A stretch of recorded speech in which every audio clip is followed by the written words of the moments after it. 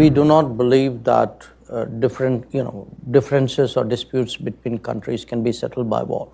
If there is a negotiation, whenever we get there, then obviously there has to be some preparation or some exploration. There are not many countries today who have still the ability to go to these two capitals, talk to the two leaders, and then go back to the other one with that. We are not promising anything. We are not suggesting we have some grand bargain or a peace plan. We are simply trying to do something helpful, reflecting the widespread anxiety in the world that this conflict is actually making everybody's life very difficult. I can't ignore, and nobody here can ignore, that there is a hot war playing out right now. In fact, there are several in the world, in the Middle East, in Ukraine. And I want to ask you a bit about Ukraine, because India has played an interesting role in trying to prospect for possibilities for communication.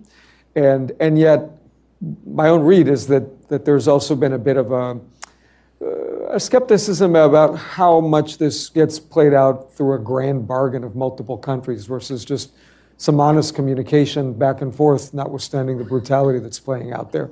So how do you see India's role in dealing with Russia, Ukraine, and all the complexities there, particularly given India's very long-term relationship with Russia? I'm glad you used the word communication because I think at the moment that perhaps is the best description for what we are currently trying to do. Here's, if I can roll it back a bit, here's where we are, our thinking on this issue. Our public position is we do not believe that differences or disputes between countries can be settled by war. A second public position is we do not believe that we are actually from the battlefield going to get a decisive outcome. So if you take 2, then 3 is if you're not going to get a decisive outcome, at some point, in some form, there has to be a negotiation. If there is a negotiation, whenever we get there, then obviously there has to be some preparation or some exploration and some communication between the parties concerned, which is primarily Russia and Ukraine. So with these propositions in mind, we started in this third term, some explorative discussions. It started between Prime Minister Modi and President Zelensky, first in Italy, in Puglia, on the sidelines of the G7. Then during Prime Minister Modi's visit to Moscow.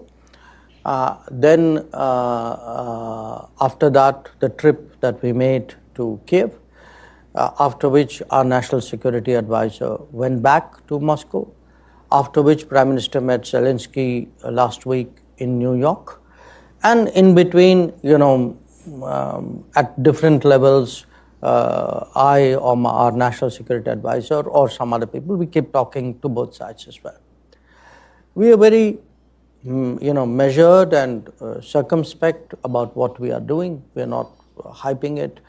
Our effort is to have communications, take anything of interest that we have a conversation, take anything of interest we hear to the other side, communicate that in good faith.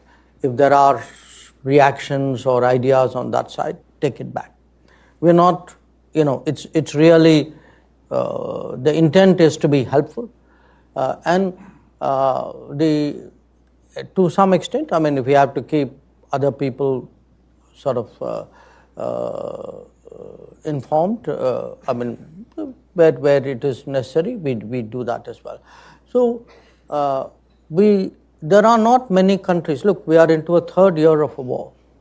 There are not many countries today who have still the ability to go to these two capitals, talk to the two leaders, and then go back to the other one with that. I think in any conflict, if the intention at some point is to end the conflict, it is such endeavors are useful. I would say they're even laudable. So But again, please do understand, we are not promising anything. We are not suggesting we have some grand bargain or a peace plan.